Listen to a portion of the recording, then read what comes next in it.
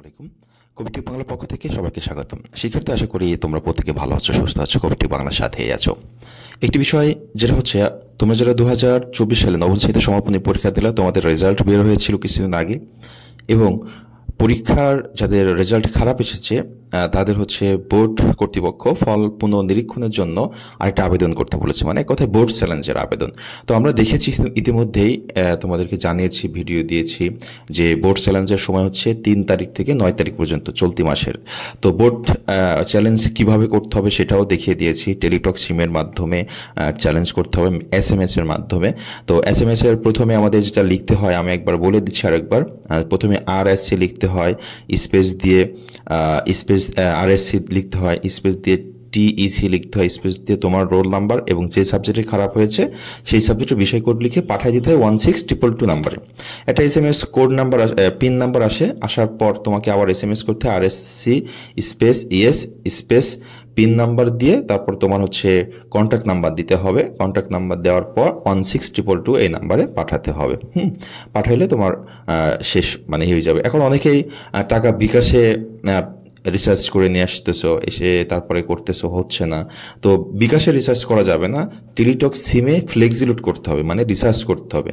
বিকাশ না, নর্মাল সিমে আমরা যে টাকা ভরি সেভাবে রিসার্চ করে তারপরে তোমাকে করতে হবে। ওখান থেকে তোমার সিম থেকেই টাকা কেটে নিবে। ওকে, তো এমনি একটা সাবজেক্টের জন্য 150 টাকা কাটবে, তাছাড়া 2টা SMS করতেও 3-6 টাকা মতো লাগবে। সেই ক্ষেত্রে তোমার 160 টাকা ফ্লেক্সিলোড করলেই তুমি এই করতে পারবা। আর 2টার জন্য করতে হলে দ্বিগুণ পরিমাণ টাকা ফ্লেক্সিলোড করতে হবে। এখন এটা হলো তোমার আবেদন করার পদ্ধতি বা কিভাবে করবা সেটা বললাম, কিন্তু তোমাদের মূল কথা কি?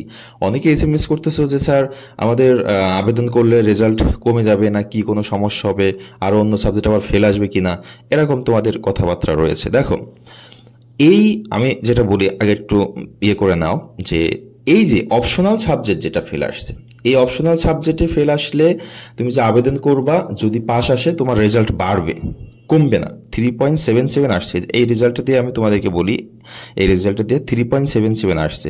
তোমার এই রেজাল্ট কমবে না বাড়া ছাড়া অপশনাল সাবজেক্টে। তার মানে তুমি তো রেজাল্টটা তোমার সামনে আসছে, দেখতে পাচ্ছ 3.77 পেয়েছো, জাস্ট OPT-তে ফেল আসছে। এই OPT-তে তুমি যদি আবেদন করো, হ্যাঁ, তাহলে এটা পাস আসলে তোমার রেজাল্টটা আরো বৃদ্ধি পাবে।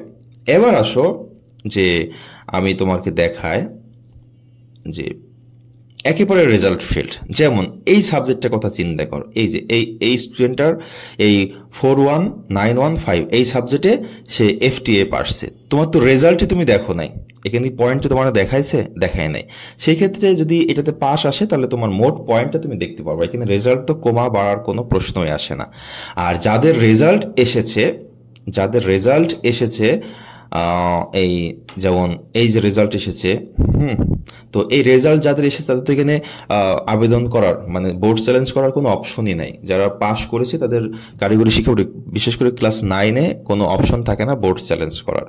হ্যাঁ, যদি তুমি ইমপ্রুভ করতে চাও, আর ইমপ্রুভ করতে চাইলে তোমার এই 9-এর পরীক্ষা সবগুলো আবার 25 সালে দিতে হবে। ইয়ার লস যাবে না, 25 সালে দিতে পারবা। কিন্তু আরেকটা কথা বলি তোমাদের, যে পরীক্ষা যখন 9-এ আবার ফর্ম ফিল আপ হবে, তুমি ফর্ম ফিল আপ করে আবার পরীক্ষা দিতে পারবা পয়েন্ট বৃদ্ধি করার জন্য।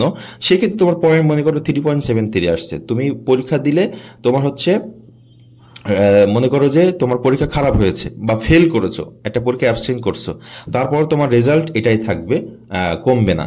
যদি ভালো পরীক্ষা দাও তাহলে এটার থেকে বেশি হয়, তখন তোমার সেটা কাউন্ট করা হবে।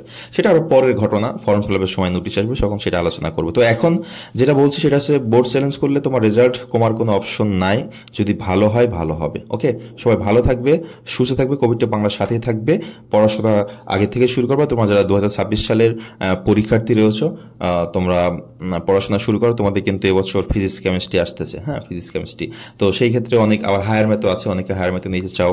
জীববিজ্ঞান দেওয়ার কথা বলেছিল কারিগরি শিক্ষা বোর্ড এবছর, যদি রেজিস্ট্রেশন করার সময় জীববিজ্ঞান থাকে তাহলে জীববিজ্ঞান নিতে পারো মেডিকেল সায়েন্সের জন্য। সবাই ভালো থাকবে, সুস্থ থাকবে, কবিটি বাংলার সাথেই থাকবে। সবসময় আপডেট পাওয়ার জন্য চ্যানেলটিকে সাবস্ক্রাইব করে বেল আইকনটিও অন করে রাখবে। আল্লাহ হাফেজ।